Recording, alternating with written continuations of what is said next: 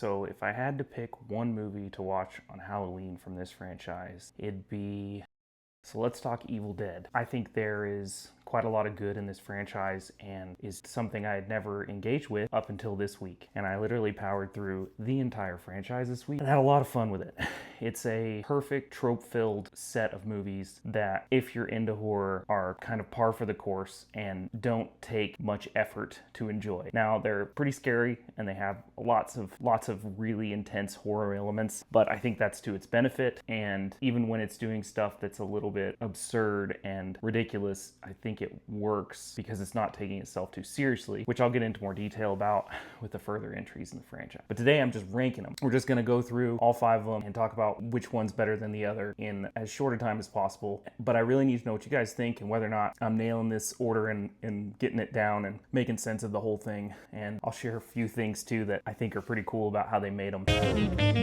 Caveat here, I am going to spoil every movie in the franchise. I would recommend giving them all a watch before you watch this, and then once you come back and you watched all 5 of them, you can give me a comment and say whether or not I'm wrong about the ranking system here. So starting at number 5, Army of Darkness, or Evil Dead 3 Army of Darkness, but I think they literally just called it Army of Darkness, which I find kind of interesting that they didn't use the same franchise title in 1992 when it came out. But the reason I put this one at the bottom of the list is because it leans into the 90s action adventure movie silliness and excitement and fun more than it does horror movie. And while they touch on that in the second movie, and that's the direction they decided to go in and have fun with it, which they are definitely having fun with this movie, I think there's quite a bit lost from what they started with, and the quality of just the film itself as it plays out just seems to drop. Now, not that it's terrible, it is not bad, but it is very, very low budget, even though it's one of the higher budgets of those first 3 films. And the slapstickness of the villains, the demons in this film, just don't carry the same umph and weight that they do in the others. So if you know going in that this is going to be a funny movie and it's going to be like kind of a spooky movie versus being a scary movie, you're solid. You're going to be fine. It's going to be a good time on Halloween. You're going to be able to show it to a kid and it'd be no big deal. I mean, it's a little bloody and it's got scary moments, so the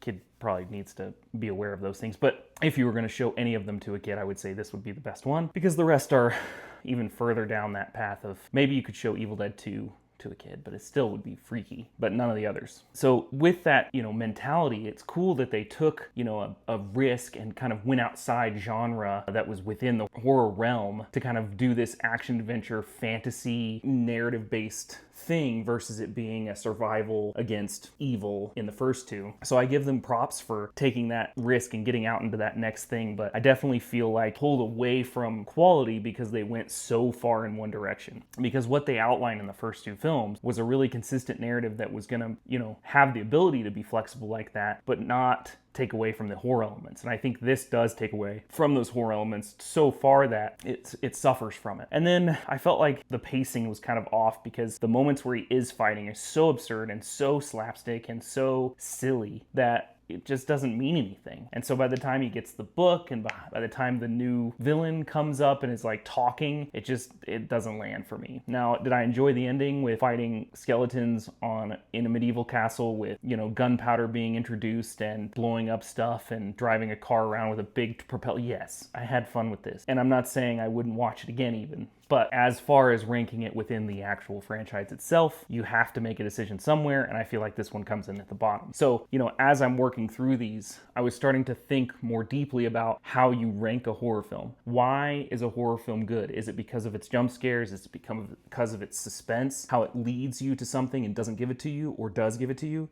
Is it the behind the back stuff where like you see it in the background and you're in the foreground with the camera and the main actor, but they don't know what's going on, but you do? Is it based on the plot or the mechanics of the plot? Is the simplicity of A Cabin in the Woods better than the complexity of a time travel war against good and evil in a castle thing? Or is there more to the characters? Because, the better story you have behind the characters, the better the movie. And it's like, I think that one pulls ahead for me. And that's why this ranking list is going to point that out. But I wonder about the elements of a horror film that you guys think makes more sense to rank across time. So like, for example, if you were going to rank Midsommar like, or an Ari Aster film like Hereditary, either of those, versus the Evil Dead franchise or the Friday the 13th franchise or Halloween or whatever classic you want to pull, how do you rank those and why do they pull out the best horror film or the best horror franchise? What comes into play that makes it interesting and fun to watch? Because in this case, having something that's a fantasy, epic, action adventure movie that's the third in a franchise really does feel fresh, even though I would say that it pulls away from what makes them good. Because when you hit the very first movie from 1981, and then now you're 11 years later in 1992 with Army of Darkness, you're left wanting, because Army of Darkness doesn't give you what you were getting in the last two. It gives you some of the funny stuff and it gives you some of the gore, but really it's just a whole different take on what the franchise could be. And I don't think that necessarily is a bad idea. I just don't think it was executed as well as it could have been. So moving to number 4, put Evil Dead 2. And I think maybe because I kind of feel like this is part 2 tacked on to the end of part 1. I almost feel like Evil Dead and Evil Dead 2 could have been one movie, except they went so much onto the slapstick side of it in 2, not the horror side. So they don't actually meld as one and part 1 and part 2. And so there's just not enough there to make it, sit at the same level as that first film. And I don't think it's as influential as the first film. I think the whole franchise is influential based on the iconography of Ash and his chainsaw hand and, the demon possession aspects of, the loved one talking to you in their real voice versus it being this weird demon craziness. But, by the time 1987 comes around, this movie's already 5 years later, right? So you can imagine how much out of the consciousness that would be, but then still being part of a franchise that people recognize. Because even nowadays, you can see the drop in interest after you reach a certain point, and you've got to work really hard in marketing to overcome those larger time frames. So taking it in a direction of being slapstick, while brilliant and very creative, again, does it take away from the horror elements that are presented in the first film, or does it add to it in a way that's beneficial? And I think there's nothing else like this in the horror world, where you get such an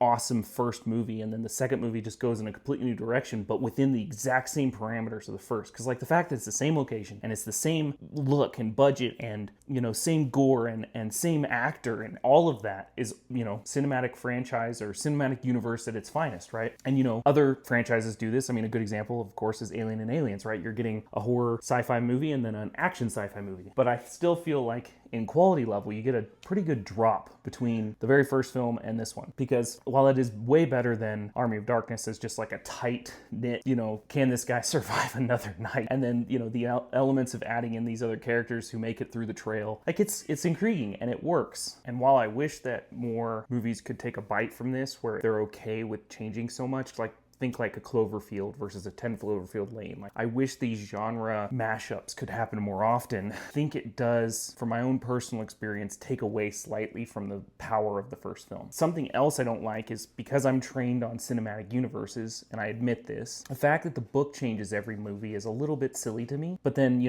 finally in Evil Dead Rises, they finally go, oh, there's 3 of them. It's like, oh, cool. So now there's 3 different Necronomicons. Cool. Awesome. So that means we've seen all 3 of them and now we can't get any more.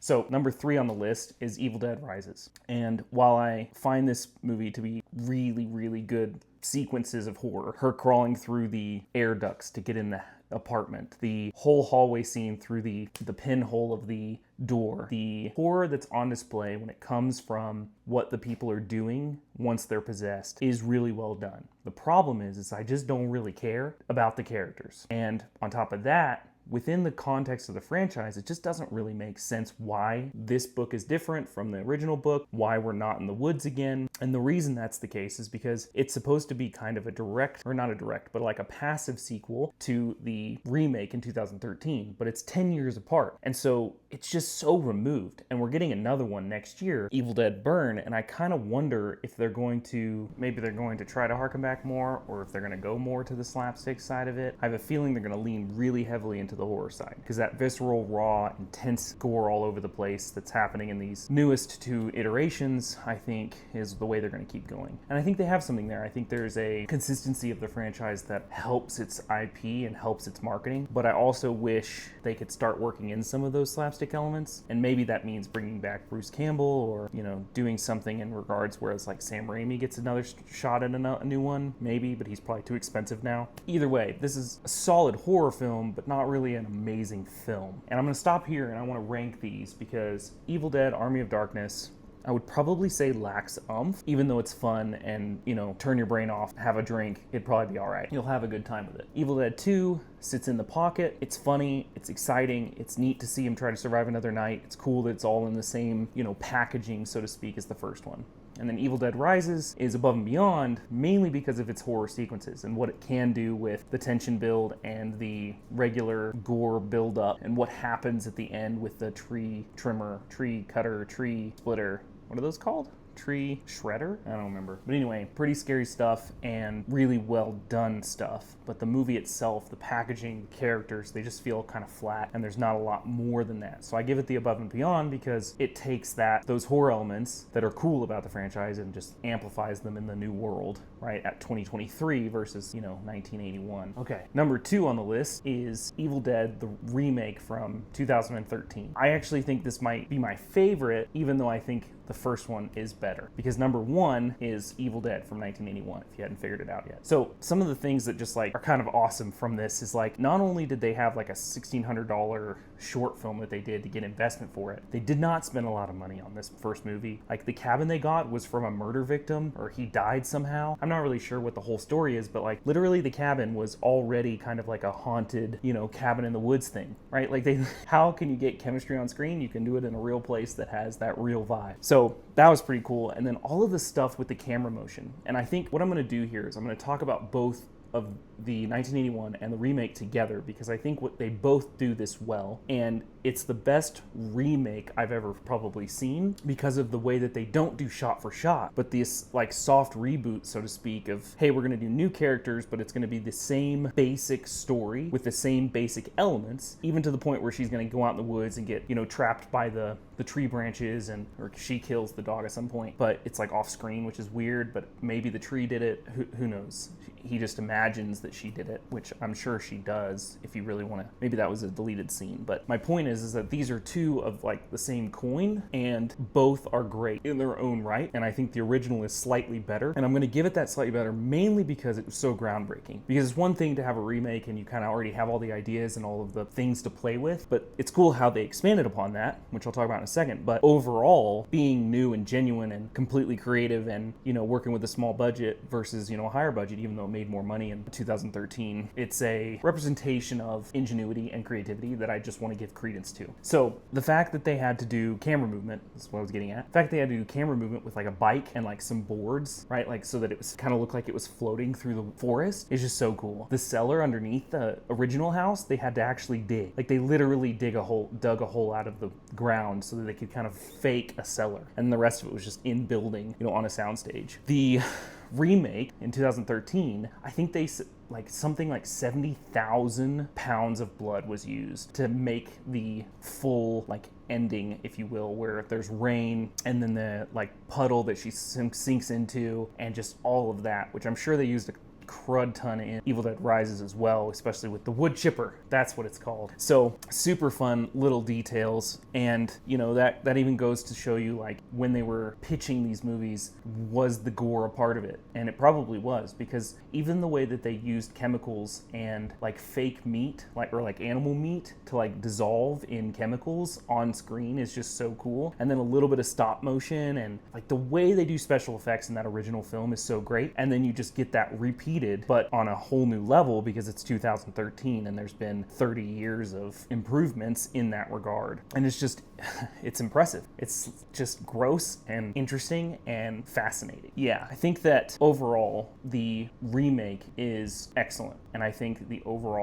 original is excellent, bordering on could be a masterpiece. And I think that you can see why I would say that if you look at the way that both of those movies are hearkening to themselves, but also the way that they were pulled through the history of cinema, if you will. The kids going to a cabin in the woods, the driving down the road at the beginning of a horror movie into the woods, the stuck in an isolated location with a group of people and they go crazy, and or there's demon possession. Demon possession, how do they show that? What is the, same sort of deal as The Exorcist, where the demon can kind of talk to you in its normal voice and try to convince you to let it go or let it out or bring it with you or whatever happens. Which is why I think those elements aren't as strong in the bottom three, right? Evil Dead Rises doesn't make as much sense sense in regards to just like the physical limitations of a person and things like that, which maybe that's scarier, maybe it's not. But again, that's why I don't think it's as effective as these other two. And so the cultural relevance of, the iconography of, Ash Kanzi and his chainsaw arm and the ability to dismember, and like that's something so cool about it is they set the rules and they stick to them in the original, because once you know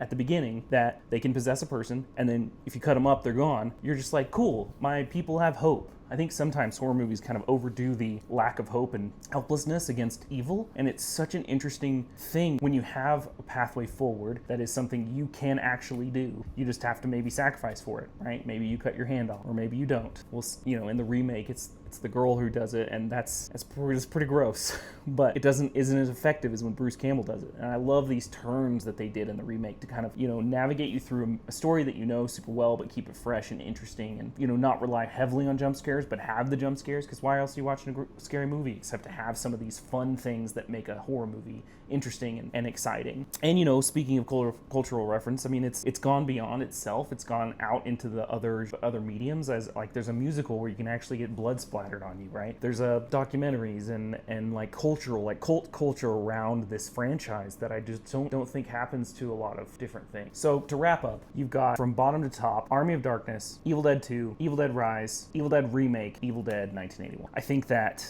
this franchise is solid, and I'm bummed that I had never watched any of it. But I'm also excited that I got to do them all in a row and kind of compare and contrast them as I went and have a good time, leading up to Halloween in 2025. So it comes down to what you guys think. You think I'm totally off on this ranking system? Do you think that we're gonna, get another installment in the franchise next year that either leans more slapstick, or maybe it's gonna stay with the horror, visceral, bloody, gory intensity that was in Evil Dead Rise? Which, by the way, I will say their title, when she rises out of the water and it says Evil Dead Rise, solid. Doesn't make any sense to the rest of the film, the intro, and the way it ends the movie, because it's like, okay, cool, it goes out there with them, and so it connects to a cabin in the woods, but like the title card, like literally the rise of the title with her out of the water, was just great imagery. So anyway, what do you guys think? Let me know down in the comments if I'm totally off base here, and if you hate or love the Evil Dead franchise, and we'll look forward to the one in July coming up. So don't forget to like and subscribe, and thanks for watching.